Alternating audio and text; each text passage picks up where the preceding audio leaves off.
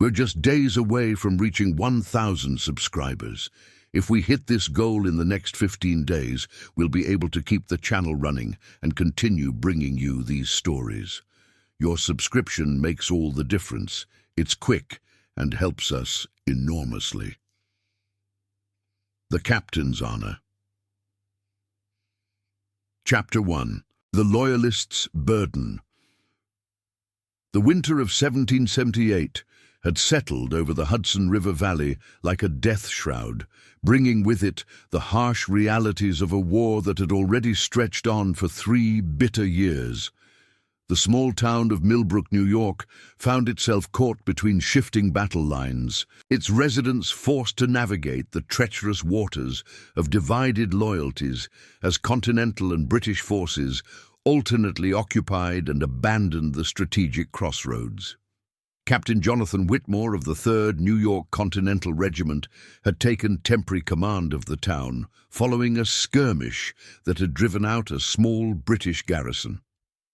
At 29, he was a career soldier who had distinguished himself at Brandywine and Valley Forge, earning his promotion through competence rather than connections.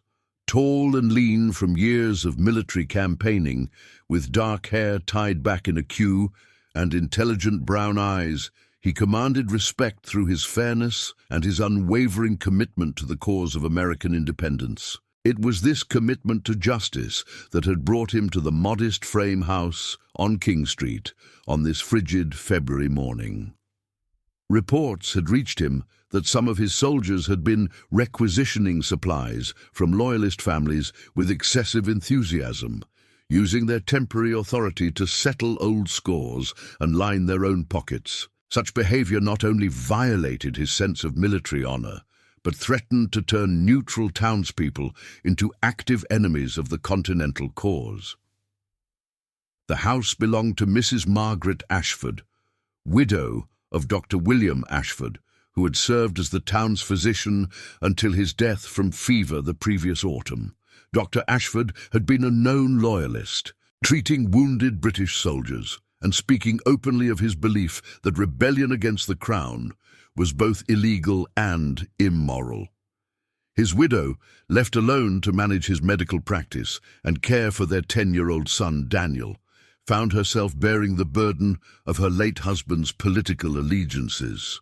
Captain Whitmore knocked firmly on the front door, removing his tricorn hat as footsteps approached from within. The door opened to reveal a woman of perhaps 28, with honey-colored hair partially hidden beneath a white cap and grey eyes that held both intelligence and wariness. Her simple brown wool dress was well made, but showed signs of careful mending, and there was something in her posture, a slight favoring of her left side, that immediately caught his attention. "Mrs. Ashford, I presume?" he said courteously, offering a respectful bow. "I am Captain Whitmore of the Continental Army. I wonder if I might speak with you regarding certain irregularities in my soldiers' conduct." Margaret's eyes flashed with a mixture of fear and defiance. The last time Continental soldiers had visited her home, they had taken her remaining stores of medical supplies and most of her winter provisions, claiming them as contributions to the cause of liberty. She had learned to expect nothing but hardship from these rebels who had turned her world upside down. "Captain," she replied with careful formality, "if you've come to requisition more of my property, I must inform you that your men have already taken nearly everything of value."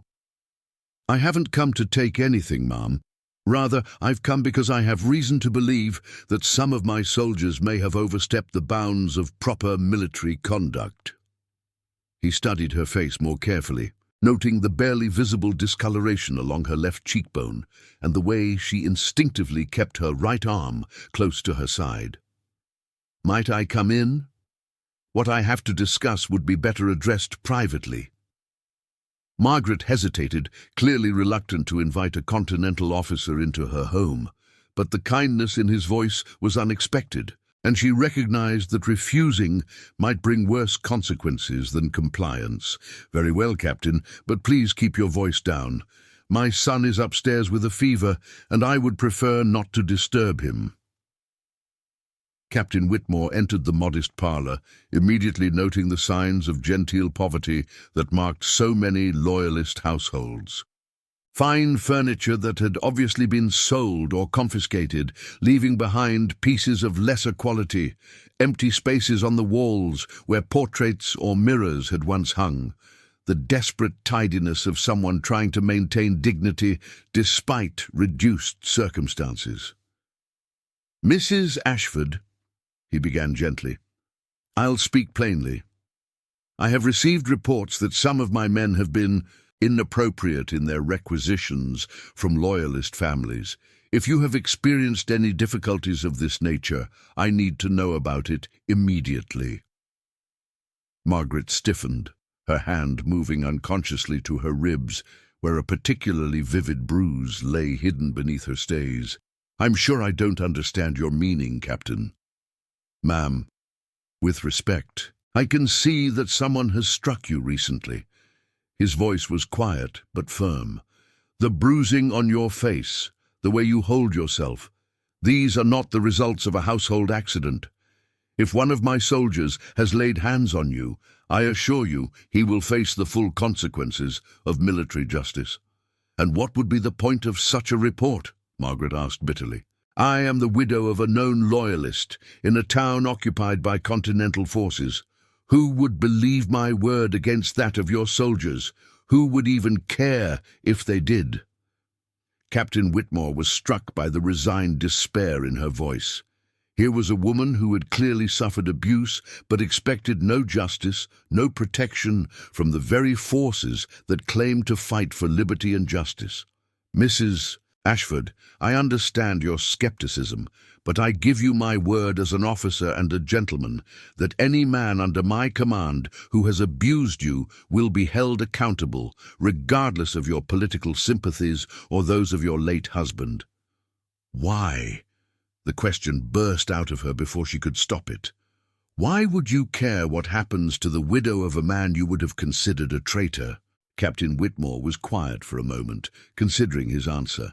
"Because, ma'am, the cause for which we fight is not merely political independence, but the establishment of a nation based on justice and the protection of the innocent.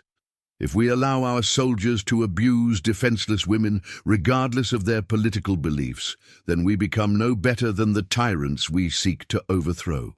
At that moment, a child's voice called weakly from upstairs, "Mother, who is there?" Margaret's maternal instincts immediately took precedence over her caution. "Just a visitor, Daniel. Rest now, darling." But the boy was already making his way slowly down the stairs, wrapped in a patched quilt and shivering with fever. He was a thin child, with his mother's grey eyes and his father's serious demeanour, made even more solemn by illness and the harsh realities of war. "Good afternoon, young master," Captain Whitmore said kindly, offering the child a respectful bow. "I am Captain Whitmore. I hope you're feeling better soon." Daniel looked between his mother and the Continental officer with the precocious understanding that war often forced upon children. "Are you here to arrest mother for father's beliefs?" The innocent question hit both adults like a physical blow.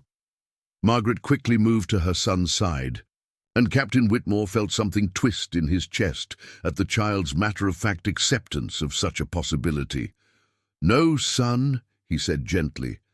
"I'm here to make sure your mother is safe. Nothing more." "Safe from whom?" Daniel asked with disturbing insight. Margaret tried to intervene. "Daniel, go back upstairs. You need your rest." But Captain Whitmore knelt to the child's level, recognizing in that simple question the key to understanding what had been happening in this house. "Daniel, has someone been unkind to you and your mother? Someone in a Continental uniform?" "Daniel, no," Margaret said urgently, but the boy's fevered state seemed to have loosened his tongue. "The big sergeant with the scar," Daniel said matter-of-factly. "He comes when you're not here. He makes mother cry, and yesterday he hit her when she said we had no more food to give." Captain Whitmore rose slowly, his face having gone deadly calm. Margaret had gone pale, understanding that her son's innocent revelation had just exposed the truth she had been trying to hide. "Mrs. Ashford," the captain said quietly, "I believe we need to have a very detailed conversation about Sergeant Morrison and his visits to your home." Margaret closed her eyes, knowing that the precarious balance she had been trying to maintain, protecting her son while avoiding worse retribution from Continental forces, had just been shattered by a child's honest words. "Captain," she whispered, "you don't understand. If I complain, if I make trouble, what's to stop him from doing worse? What's to protect Daniel?" "I am," Captain Whitmore said with quiet intensity. "From this moment forward, Mrs. Ashford, you and your son are under my personal protection, and Sergeant Morrison."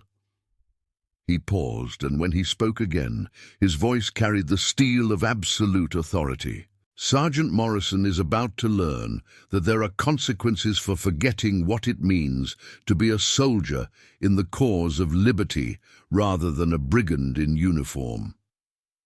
What Captain Whitmore did next would indeed shock his entire regiment, and serve as a lesson that would be remembered long after the war's end, a reminder that true revolution meant not just changing governments, but changing the very nature of how power was exercised over the powerless. Chapter 2. Revolutionary Justice. Within 2 hours of leaving the Ashford house, Captain Whitmore had summoned his senior non-commissioned officers to his temporary headquarters in the town's former courthouse. Sergeant Major Thomas Fletcher, a grizzled veteran of the French and Indian War, stood at attention alongside Sergeants Morrison, Williams and Brady, the backbone of the company's discipline and fighting effectiveness. Sergeant Morrison was exactly as Daniel had described him, a large man with a jagged scar running from his left ear to his jaw, a souvenir from a British sabre at the Battle of Long Island. At 34, he had been with the Continental Army since the siege of Boston, and his experience in combat had earned him the respect of his men and the tolerance of officers who overlooked his rougher edges in exchange for his effectiveness in battle. "Gentlemen," Captain Whitmore began, his voice deceptively calm as he studied the faces before him, "we have a serious breach of military discipline that requires immediate attention. It has come to my light that one of our number has been using his position to extort and abuse civilian non-combatants." The sergeants exchanged glances. Such behavior, while officially frowned upon, was hardly uncommon in an army that often went months without pay and had to live off whatever they could requisition from the countryside. "Specifically," Captain Whitmore continued, his eyes fixing on Morrison, "I'm speaking of the systematic harassment and abuse of Mrs. Margaret Ashford, widow of the late Dr. Ashford." Morrison's scarred face remained impassive, but Whitmore caught the slight tightening around his eyes that suggested guilt. "Sir, Mrs. Ashford is a known loyalist. Her late husband treated British wounded and spoke against our cause. Surely she can't expect to escape the consequences of such allegiances." "The consequences," Captain Whitmore said softly, "should be official requisition of supplies for military use, not personal extortion for private gain. They certainly should not include striking a defenseless woman in front of her sick child." "I don't know what she's told you, sir, but—" "She told me nothing, Sergeant. Her 10-year-old son, delirious with fever, spoke of a big sergeant with a scar who visits when I'm not in town, who makes his mother cry, and who yesterday struck her for refusing to surrender food they no longer possessed." Captain Whitmore's voice grew dangerously quiet. "Would you like to explain to me how young Daniel Ashford came to know such specific details about your visits?" Morrison's composure cracked slightly. The other sergeants were staring at him with expressions ranging from disappointment to disgust. Even in an army that had grown hard from years of war, there were certain lines that honourable men did not cross. "Sir," Sergeant Major Fletcher spoke up, "if Morrison has been abusing civilians, especially women and children, that's a serious breach of military conduct." "Indeed it is," Captain Whitmore agreed, "but it's more than that, Sergeant Major. It's a betrayal of everything we claim to be fighting for. We tell ourselves that we're different from the British forces we oppose, that we represent something nobler than mere military conquest. How can we make such claims if we allow our own soldiers to prey upon the defenseless?" He began to pace before the assembled men, his hands clasped behind his back. "Gentlemen, we are not just fighting for political independence. We are fighting to prove that free men can govern themselves justly, that power derived from the consent of the governed will be exercised more fairly than power imposed by tyrants." Sergeant Morrison attempted to defend himself. "Captain, she's a loyalist. Her husband worked against our cause. Why should she receive special consideration?" "Because," Captain Whitmore said, stopping directly in front of Morrison, "the liberty we fight for must extend to all, or it means nothing. Because if we become tyrants ourselves, we will have lost the war, even if we win every battle. And because—" his voice dropped to barely above a whisper, "because any man who would strike a woman is no man at all, and certainly no soldier worthy of the Continental cause." He turned to address all the sergeants. "Let me make this clear, gentlemen. Mrs. Ashford's political beliefs, or those of her late husband, do not make her fair game for abuse. Her status as a loyalist does not give any of us the right to extort her property or lay hands on her person. She is a non-combatant, a widow with a sick child, and as such, she deserves the protection that any civilized army should provide." "What are your orders, sir?" Sergeant Major Fletcher asked. Captain Whitmore was quiet for a moment, considering.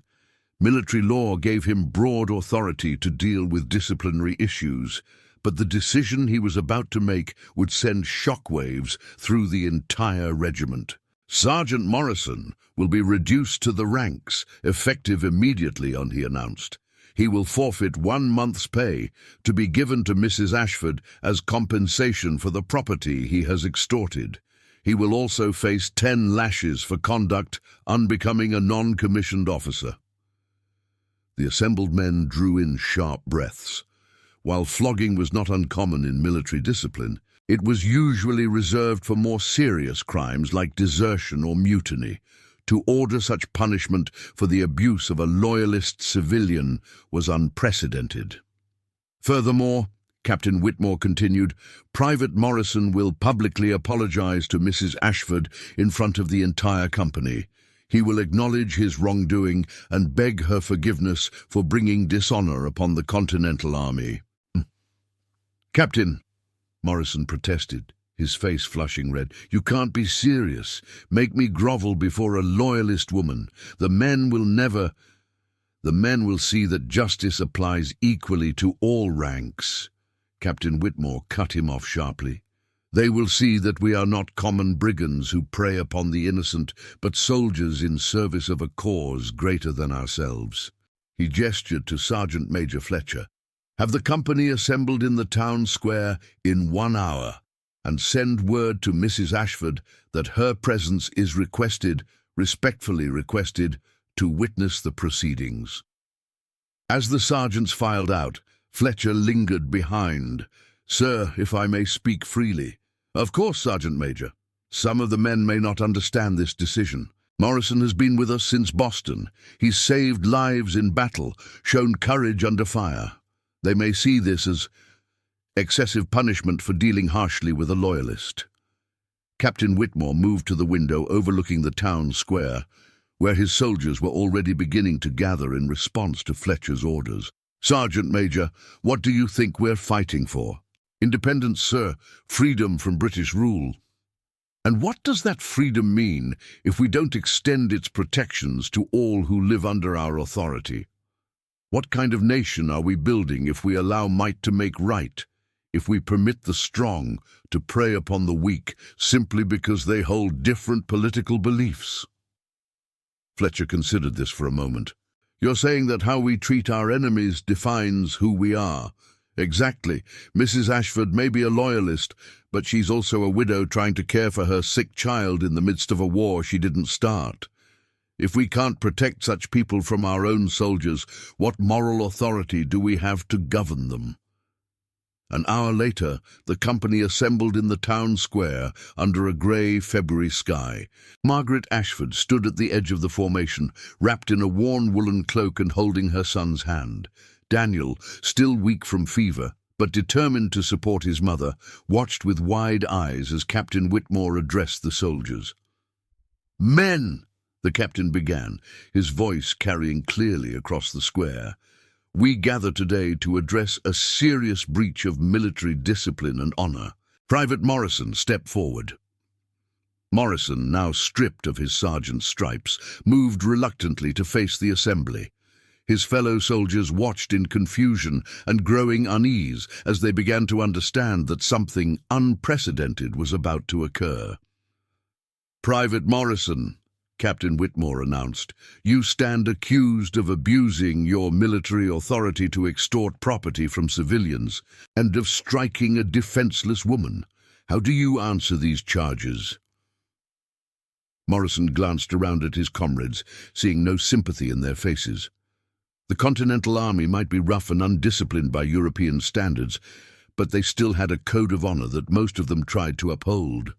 "Guilty, sir," he said quietly. "Then you will receive 10 lashes for conduct unbecoming. But first, you will apologize to Mrs. Ashford for the dishonor you have brought upon this uniform and this cause."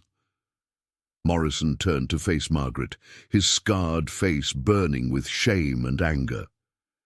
But as he looked at her, this small woman who had endured his abuse in silence to protect her child, something in his expression shifted from defiance to genuine remorse. "Mrs. Ashford," he said in a voice loud enough for all to hear, "I have wronged you. I have used my position to take what was not mine and to treat you with cruelty that no woman should endure.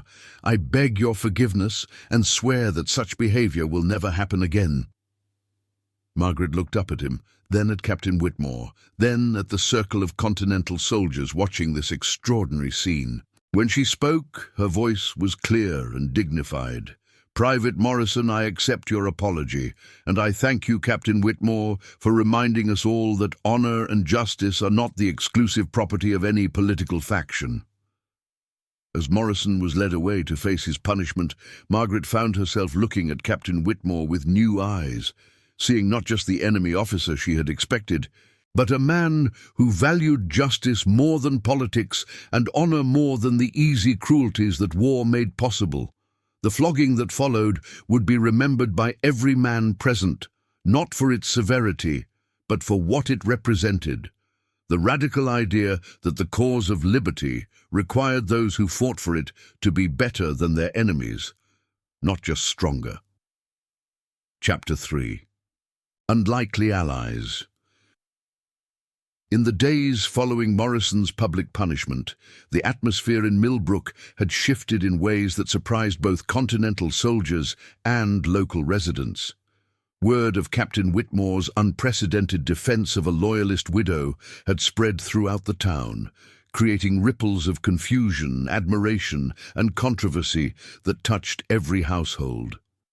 For Margaret Ashford, the change was both welcome and unsettling. The month's pay that Morrison had forfeited, nearly $8 Continental, represented more money than she had seen since her husband's death. More importantly, the knowledge that she was under Captain Whitmore's protection had allowed her to sleep peacefully for the first time in months, but it had also placed her in an impossible social position, caught between her Loyalist neighbors, who viewed her as a collaborator, and the Continental soldiers, who remained suspicious of her political allegiances. Captain Whitmore had taken to visiting every few days, ostensibly to check on young Daniel's recovery, but increasingly, Margaret suspected, for reasons that had little to do with military duty. The boy's fever had broken within a week of the captain's intervention, and he was slowly regaining his strength under his mother's careful nursing.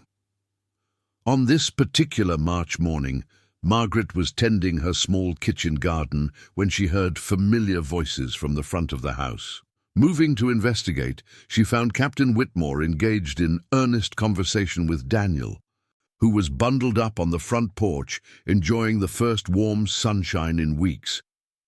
"You see," the captain was explaining patiently, "proper fortifications must account for both the high ground and the availability of fresh water. A position may seem strong, but if it can't be supplied or defended for an extended period, it becomes a trap rather than a fortress." Daniel listened with the intense absorption that only a bright child could muster, like when Caesar besieged the Gauls at Alesia. Margaret paused in surprise. She knew her son was well educated for his age. His father had insisted on teaching him Latin and classical history, but she hadn't expected a Continental officer to encourage such scholarly discussions. "Exactly like Alesia," Captain Whitmore replied with obvious pleasure. "Though I must say, Daniel, you have quite an impressive knowledge of military history for someone so young." "Father taught me," Daniel said proudly, then his face fell slightly, "before the fever took him." "Your father sounds like he was a learned man," Captain Whitmore said gently. "Education is never wasted." Regardless of the political differences that may separate us, Margaret stepped onto the porch, drawing both male attention. "Captain Whitmore, you seem to be making quite the scholar of my son." "Your son is already a scholar, Mrs. Ashford. I'm merely enjoying the opportunity to discuss strategy with someone who appreciates its finer points." He rose and offered her a respectful bow. "I hope you don't mind my visits. Daniel's questions about military engineering have been quite illuminating." "Not at all," Margaret replied, though she was acutely aware of how these regular visits might appear to her neighbours. "Daniel has missed having someone to discuss such subjects with. His father was very fond of military history."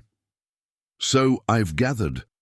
Daniel tells me Dr. Ashford had quite an impressive library." "Had," Margaret confirmed with a trace of bitterness.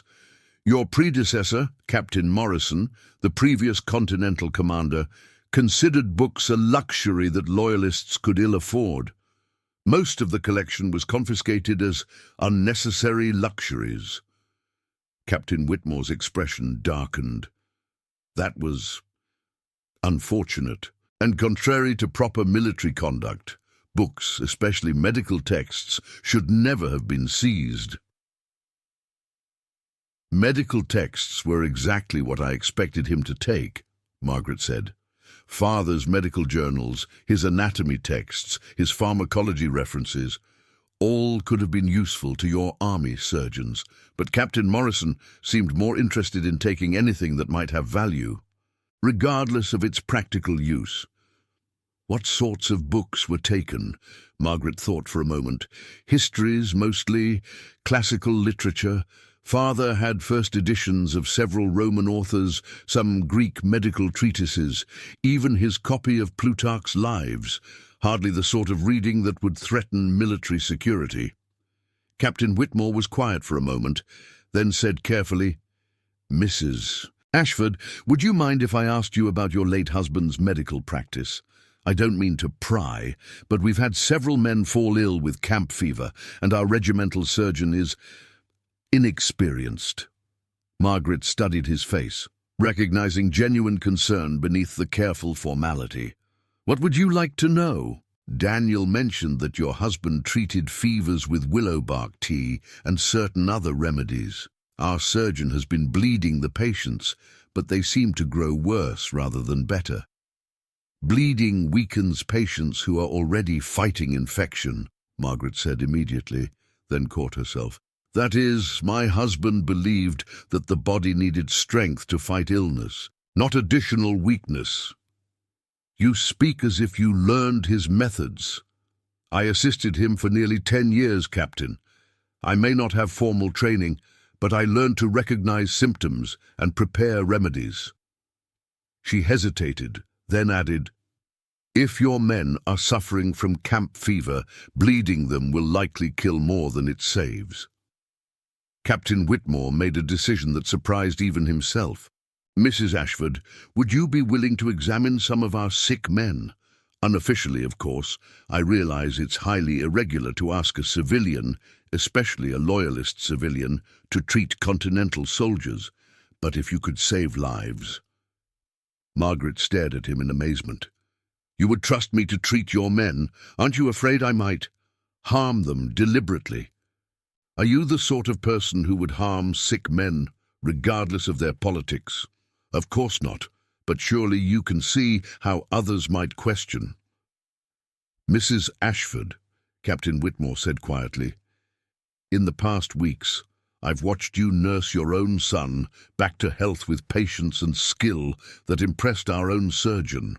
I've seen you tend to a stray dog with a broken leg and give your last bread to a hungry child from town. I don't believe you're capable of deliberately harming anyone, even your political enemies." Margaret felt tears prick at her eyes. It had been so long since anyone had spoken of her character with such confidence, such respect.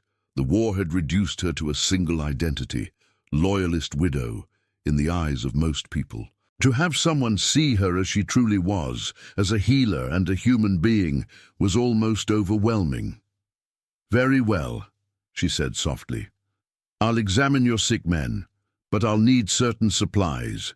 Willow bark, feverfew, honey if you can obtain it. Whatever you need." "And Captain," Margaret looked directly into his eyes, "I want it understood that I'm doing this because suffering soldiers deserve care, not because I've changed my political beliefs. I still believe this rebellion is misguided. I understand, and I respect your honesty." Daniel had been listening to this exchange with fascination. "Mother, are you going to help the Continental soldiers, even though they're fighting against the king?"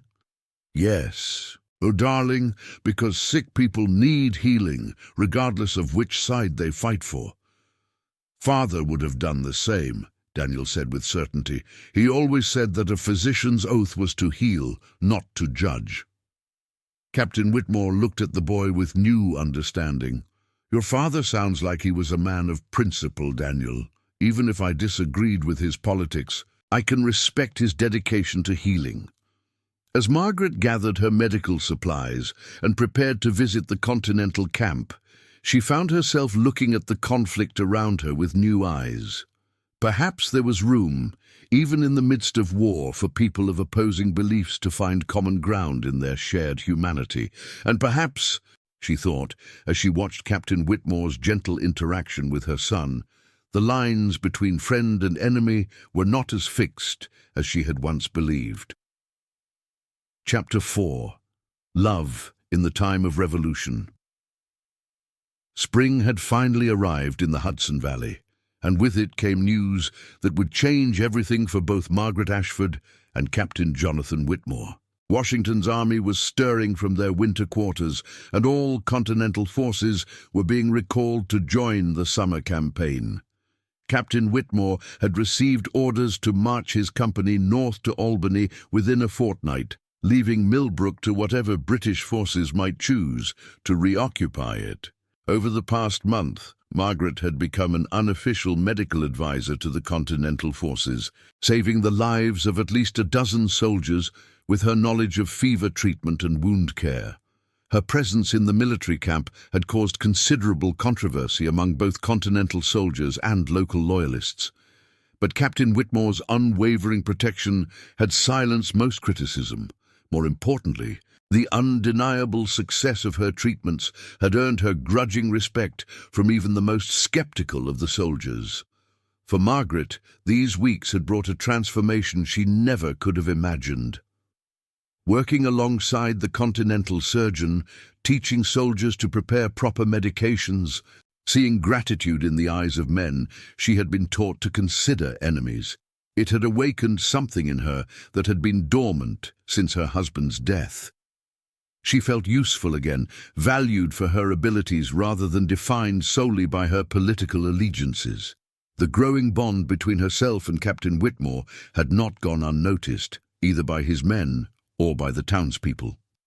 Their relationship had evolved from professional courtesy to genuine friendship, to something deeper that neither dared to name openly. They found themselves seeking each other's company for conversations that ranged far beyond medical consultations, discussions of books, philosophy, their hopes for the future beyond the war. On his final evening in Millbrook, Captain Whitmore came to dinner carrying a package wrapped in oiled cloth. Daniel, now fully recovered and devoted to the man who had become a father figure in his young life, greeted him with typical enthusiasm. "Captain Whitmore, did you bring more maps to show me?" "Something even better, I think," the captain replied, handing the package to Margaret. "Though this is for your mother." Margaret unwrapped the cloth to reveal a leather-bound volume, one she recognized immediately. "My husband's copy of Plutarch," she whispered. "How did you—" "I made inquiries among the men who served under Captain Morrison. It seems several of them had been. Collecting souvenirs from Loyalist homes, I've been able to recover quite a few of your husband's books. They're waiting in my quarters." Margaret felt tears well up in her eyes. The books represented not just monetary value, but her connection to William's memory, to the intellectual life they had shared. "Thank you," she managed. "This means more than you can know." "There's something else," Captain Whitmore said quietly. "An inscription I found inside the front cover." Margaret opened the book to find her husband's familiar handwriting. "For my beloved Margaret, may you always find wisdom in these pages, and may our son grow to appreciate the noble examples herein. With all my love, William."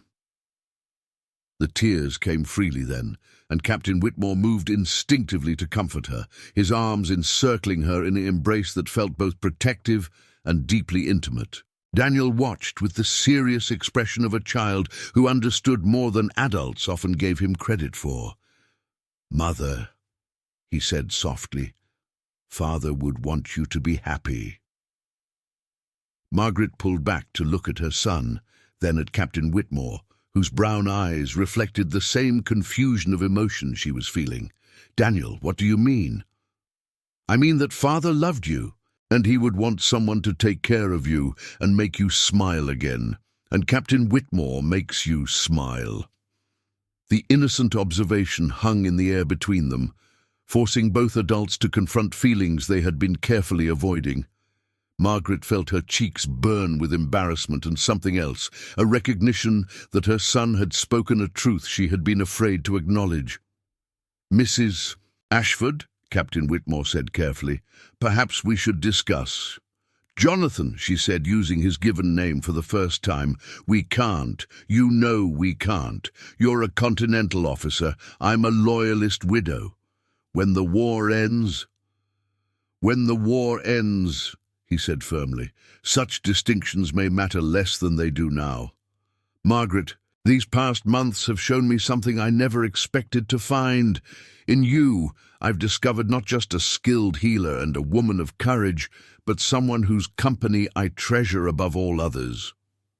Even though I still believe your cause is wrong. Even though we disagree on politics, yes, because I've learned that you judge people by their character rather than their allegiances. Because you risked your reputation to save the lives of men who had been your enemies. Because you've raised a son who has the wisdom to see past the uniforms we wear to the humanity beneath." Margaret looked at Daniel, who was watching this exchange with fascination rather than distress. And what would become of us if we were to act on such feelings? Where could we go? What kind of life could we build? "After the war, I plan to resign my commission," Jonathan said.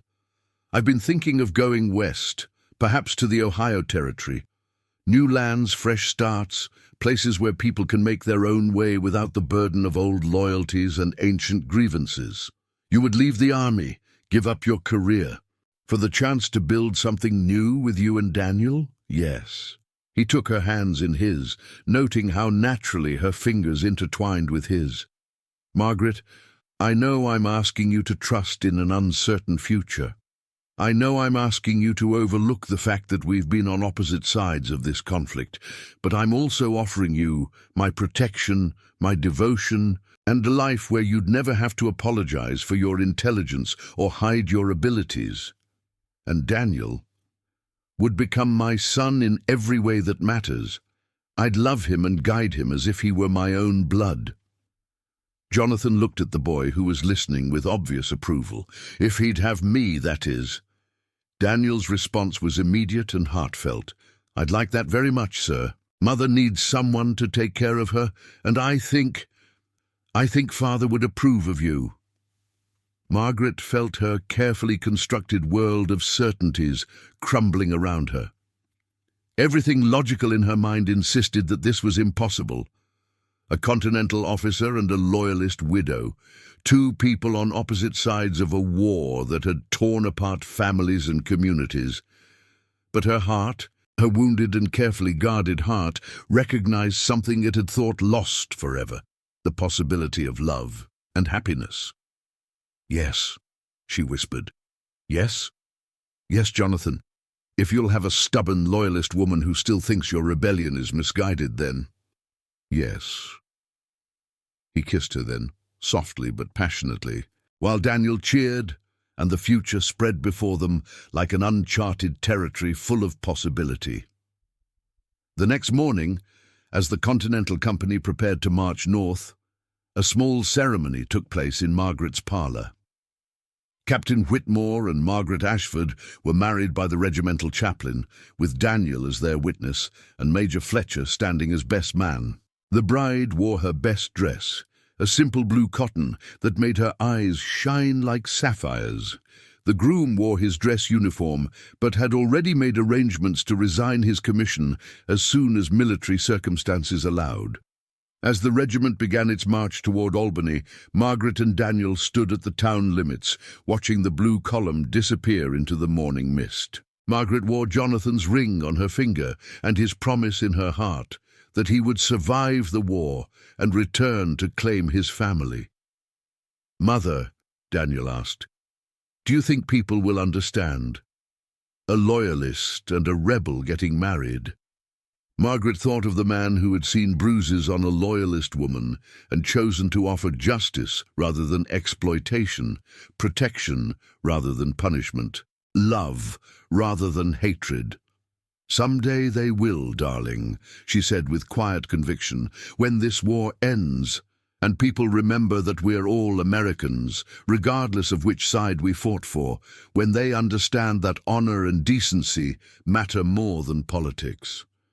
And in the autumn of 1781, when Cornwallis surrendered at Yorktown and the guns finally fell silent, Captain Jonathan Whitmore did indeed return to claim his wife and son.